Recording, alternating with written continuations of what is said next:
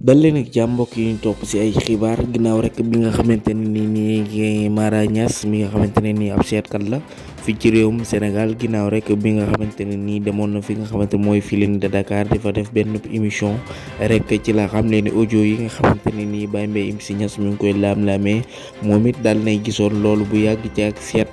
ci ay jamono yu yàgg ba taxawoon wax ko waaye nag Sénégal yi dafa mel ni rek dañuy soofantal ay waxam moom it ba tey Serigne Mara Niass nee woon xamle woon na ni ñi nga xamante ne ni ñoo jaar ci kaw Adji Sarr jàll bari na lool te ay kilifa bokk nañ ci loolu tey rek la ko xamle te it bi audio yi génnee firndeel na lu nuy mel moom ba tey mi ngi wax ni nguurug Macky Sall dafa tàng jër jamono jii ñi nga xamante ne ni ñoo nekk ci nguur gi te yor oto yu noir nanu moytu bu baax rek ndax gis na ci ñoom